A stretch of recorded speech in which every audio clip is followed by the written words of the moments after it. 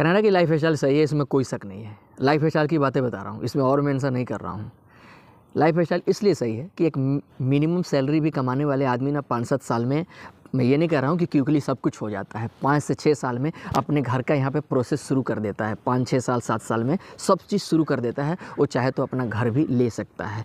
तो और यही बात है इंडिया में अगर देखा जाए ना, तो आप बताओ 20-25 लाख का मकान लेने के लिए एक मध्यम परिवार का आदमी जो है ना, वो नहीं सोच सकता है यार। उसके लिए सालों की मेहनत करना पड़ेगा, 10 साल 20 साल 25 साल तमाम प्रोसेस। मैं ये नहीं कहता कि आपको यहाँ पे भी लेने के लिए इन हैंड आपको मिल जाए, लोन का प्रोसेस 20-25 साल यहाँ भी प्रोसेस, लेकिन आप कैपेबल हो जाते हो सब चीज़ मेंटेन करने के लिए।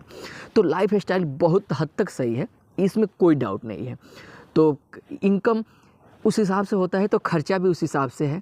अब ग्रोसरी का भी खर्चा है, तो ग्रोसरी का खर्चा जो है ना, अमूमन मैं आपको बता रहा हूँ, ग्रोसरी का खर्चा यहाँ पे हमारा 200 के अंदर आज हो जाता है। तो $200 का इट मीन्स मान के चलो कि इंडियन मनी 12-13 हज़ार रुपया कुछ नहीं है यार। इंडिया में भी एक आदमी को अगर टाउन शहर में रहो तो 2-4 हज़ार रुपया लग जाता है। अगर आप कहीं पे रह रहे हो तो आप उस चीज़ को मेंटेन नहीं कर पाओगे, तो आप रहोगे कैसे? जाहिर सी बात है, आपकी सैलरी कितनी है उस हिसाब से आप मेंटेन भी करते हो।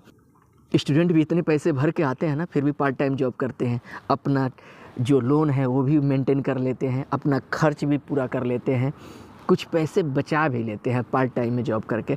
हाँ, ये है कि सिचुएशन पहले जैसा नहीं है, उनके लिए भी चैलेंजेस बहुत आया है, इसमें कोई दो राय नहीं है। इवन स्टूडेंट ज़्यादा इफेक्टेड हुए हैं।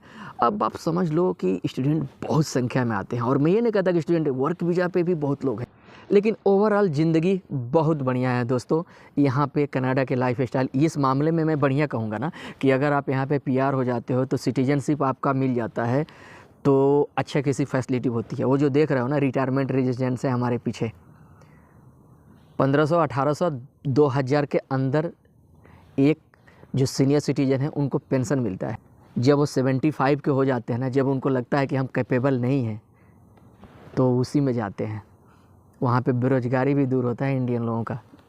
20, 22, 24 मतलब $24 तक घंटे का मिलता है, लोग कमाते हैं। सीनियर सिटीजन है, उनकी सेवा, उनको खान पान, उनको कैटरिंग की व्यवस्था, हर एक फैसिलिटी है उसमें।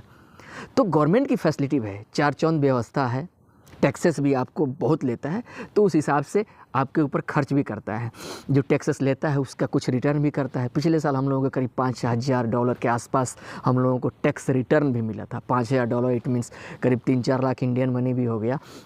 किसी का 5000, किसी का 6000, किसी का $4000, किसी का $3000, ये सब मिलता रहता है।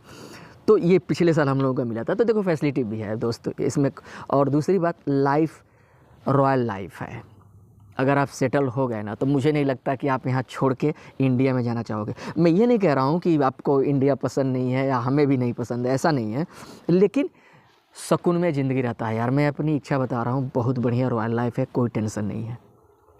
टेंशन का मेरा मतलब है भाग दौड़ तो आपको इंडिया में भी करना पड़ेगा। आप इंडिया में भी है ना, वहाँ भी भाग दौड़ नौकरी के लिए करना पड़ेगा, यहाँ भी करना पड़ेगा। और यकीनन अगर आप मिनिमम वेज भी हो मिल रहा है ना, तो आप अपने फैमिली बच्चों को आप पाल पोल सकते हो, ज़िंदगी अच्छे बसत कर सकते हो यार, दिक्कत नहीं होगी। इवन आपके बच्चे आ गए तो अगर आप PR हो तो आपको चाइल्ड केयर बेनिफिट भी मिलता है। ये एक अच्छा एडवांटेज है। चाइल्ड केयर बेनिफिट का मतलब एक बच्चे का $500 मिलता है, 2 बच्चे हैं तो $1000 हो गया, तो मान के चलिए आपका रूम रेंट उसमें आ जाएगा। तो ये सब चीज़ें कुछ है तो माइनस प्लस हो जाता है। फैमिली के साथ अगर रह रहे हो तो थोड़ा रूम रेंट यहाँ पे महंगा है, लेकिन बहुत चीज़ उसके हिसाब से मेंटेन भी हो जाता है। और इंडियन लोग ज़्यादा खर्चा नहीं करता है, वो लोग मेंटेन कर लेता है सब कुछ हालात के अनुसार। तो मुझे लगता है ना कि बहुत कुछ अच्छाई भी है।